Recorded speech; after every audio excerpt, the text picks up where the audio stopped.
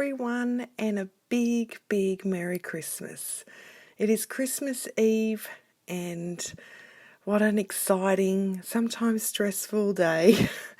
As mums, we're busily trying to get everything sorted and making sure Christmas Day runs smoothly. But I'm here with a process video, a Christmas process video, using beautiful products, and I hope that at some stage today or in the next few days you get to enjoy this video, think about your creativity, and hopefully you get some time with your feet up and have some time for you and just enjoy being creative, whether that be watch a video or get out your scrapbooking supplies. So I have a 12 by 12 inch layout here for you today, and it is using all the beautiful, beautiful products from the Oh What Fun collection from Pink Fresh Studio. I just love this collection. It is just all those colours that you could possibly dream of, the pinks, the blues, the reds, the greens. We've got the holly, we've got the Christmas stamps, we've got the gingham, we've got everything to make truly a most wonderful Christmas collection to scrapbook. And I thought with this layout, I've got a beautiful photo there of my daughter. It's a 4 by 6 inch photo, and when I took the photo it was up at a lovely lookout, so I wanted to kind of capture the lookout as well as her beautiful face. So I put her off centre in the photo, which gave me, for a scrapbooker, it gives me this beautiful sort of white space to be able to layer it under some embellishments, or just maybe put a title on it, which you'll see me do here soon.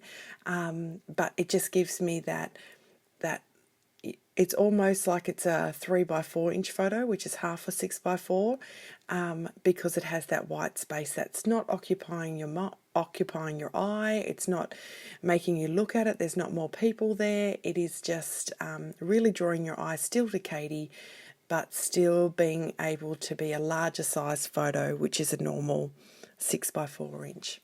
So I had pre-gessoed this white cardstock. I sometimes, when my mojo is running low, I gesso cardstock. So I have a nice ready supply of pre-gessoed cardstock, and I'm using one of those here today. And that gesso allows me to use that beautiful mixed media products, and that so it doesn't soak through the page. It sits on top and allows me to play with it. I like to dry off between a lot of my layers, and so you'll see the heat gun coming in and out, and then you'll see those layers starting to build and get stronger and stronger and stronger. The first layer was really subtle. It was actually really kind of beautiful, but it's about the layering process here, and drying off, layering, adding your colours, getting your depth, getting your shadows, those kinds of things. So here I am adding more water to reactivate, blend, get my colours going, and see where it goes. So yeah, I'm using my photo as a guide because I knew in my mind where I wanted my layout to kind of go, and Katie would be off center of the page, so I knew. So I'm just using my photo as a guide, making sure that I've got, and the photo's not hiding all the mixed media work, but still, you know, just being a subtle effect that runs sort of throughout the page there. So I knew that I would have that gorgeous, gorgeous pink kind of gingham paper up the top. And so I'm just doing that mixed media in that space there, which will just add that nice transition from that heavy top with the pattern paper into the white background there. So you can see that kind of helps that transition there, that mixed media sort of flowing it in there. At that point I realised there was a bit of white space there, so I'm going to run that mixed media work across the page just to carry that theme through. I really did not want that to be a sharp edge between my pattern paper and my white cardstock there.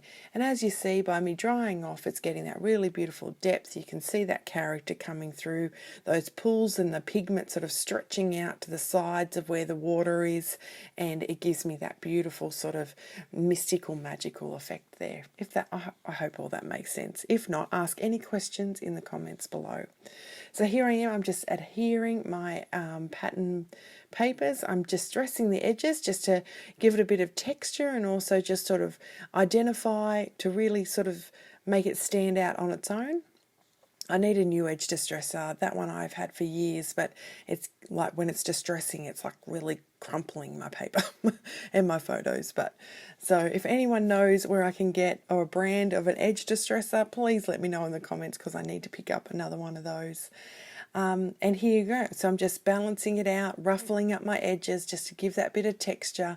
As you can see, it's helping distinguish between the two different elements. And as you can see, when I've put that fussy cut element there, which was a little painstaking, but look at it was worth the work.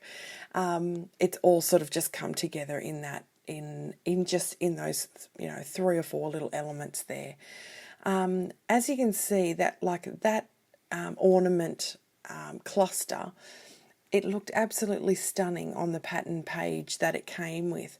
But as soon as I fussy cut them out, and you'll see in a second, I'm going to put foam adhesive behind each of the ornaments, it really starts to jump off the page. And that's what I really wanted to try and create, a little bit of depth in my page, sort of bring some elements to life, add in different textures. Those are the kinds of things that I'm thinking about when I'm putting my layouts together. What way can I add texture? What way can I sort of get a bit creative? What way can I make this layout kind of come to life? Using foam tape, mixed media, distressing the edges, things along those lines really help just make the details come together in your layout. So if you haven't had a try at any of those things, give it a go on a layout. Don't be frightened, it's only paper. If you're a bit nervous about blending colours, once again, just have a go. It's only paper, and just give it a go and just try and get comfortable with something that you might not normally do. And just know that the look that you're after might not happen on the first time, it might not happen on the second time, might not even happen on the 10th time, but before you know it, you'll start to kind of get to know your product and see how it moves and things along those lines, and then it'll all start to come together. So if I could give you a holiday wish for all those people out there who haven't tried some of those techniques, that's my holiday wish for you, that you're able to find some time just to play. I can't believe it's Christmas. What a year 2020 has been. And in some ways it's gone so slow, but in other ways it's gone so fast, and it's really hard to believe that I'm sitting here, it's December, and I feel so blessed because I'm on just started 2 weeks holiday, and I feel like I need that time to recharge, but I'm just so grateful that I can take that leave where other people have to work through. But I'm looking forward to having some time to scrapbook and maybe make a few more videos for you, especially using these beautiful Pink Fresh Studio products, and to document my December and my Christmas day with my family. So there you go. I've adhered that photo on. I just did a single mount of it was just the backing cardstock from the cardstock sticker sheet that I used to mount my photo. It had a subtle little grey kind of star in it, and I thought that's really sweet. And then I just used an edge distresser around that. But as most of you know, if you like my videos, layering up behind my photo to really not let it get lost in the page is something that I do. So I've used a cardstock sticker there, and I've cut it in half, and I've distressed the edges. So I've got those pops of blue on those diagonal edges there, which just sort of bring that dimension and just sort of draw your eye to the photo, which is the most important thing, especially when you've got a really heavy, beautiful but really heavy embellishment cluster there. So I'm just playing around now with all the ephemera. Some stay, some go. Those Christmas lights are so cute. I can't wait to use them on something, but they didn't cut it. And so I'm just playing around here. This is the part where I'm kind of trying to work out ways to add more dimension, more depth, bring in some spots where I could possibly do some journaling. Also to try and balance out that big heavy cluster on one side. I want to put a cluster on the other side as well, just to sort of balance the page out.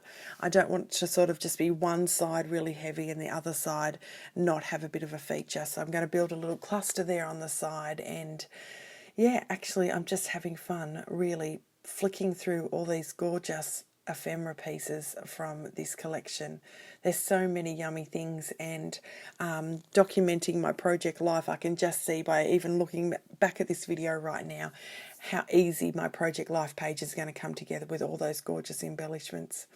So using some foam squares, which can be a bugger to peel the backs off, I just wanted to bring in that extra element of dimension and just this pop of green with this gorgeous leaf, just to balance out that Christmas tree on that side and the green ornaments.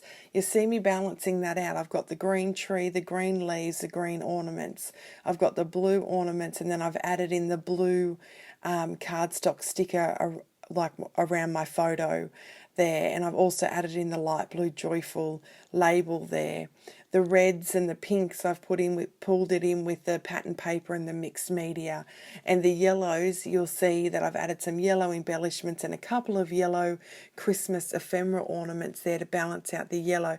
And off screen right at the end, I couldn't help myself, which it's not done here, but you'll see it in the photographs right at the end, is I did use a splatter of some yellow. I watered down the ink cubes like you saw me do with the mixed media page, and I put some splatters of this gorgeous yellow ink cube there around the page as well, just to tie in that yellow as well. So thinking about your colours, thinking about not having it too heavy one colour and forgetting about the other colours, sort of trying to balance them out around the page, and then it's sort of all, the theme should all come together really well. So yeah, what do you think? What do you think about me rambling away here and giving you some tips and tricks? I hope they are helpful, and I hope if there's anything that you would like me to give tips and tricks on, or ask me any questions, please don't hesitate to leave a comment in the comments below, and I'll check in with you guys. Look at me adding more stickers, more puffy stickers. I love puffy stickers. They're just gorgeous. This collection is so fun. If you want to know, if you haven't heard of Pink Fresh Studio, which if you're a scrapper, I'm sure you have, but if you haven't, if by some chance you haven't, I have linked all their details in the description below, so go and check them out. The one thing you may not have heard of is Pink Fresh Studio has a Facebook fan group where the design team is really active, and we love to chat, we love to share projects, but we also, it's a place for you to share your projects as well, and let us delight in what you're creating with these beautiful products. I can't tell you how much inspiration I get out of that group, not only for scrapbooking, but for card making and different techniques. It just blows my mind, especially with the inks and the stamps and the blending. It's really, really beautiful. So here I am, just adding a little bit of journaling, just talking about what my daughter is like in 2020, December 2020. She's 11. She loves to dance. She loves to chat with her friends on social media. She's just a delight, and I just wanted to document a couple of those things about who my little girl is in 2020, and that will roll on over the years, that she can pop back and delight in my thoughts there for her. So there's the layout. I hope you have a wonderful Christmas. I hope you're surrounded by love and family, friends, and you're safe. If you can't be with family and friends, I hope that you can connect with them via telephone, and I hope your Christmas is wonderful, and equally wonderful, I hope your new year is as well. All right, happy scrapping. Take care. Bye.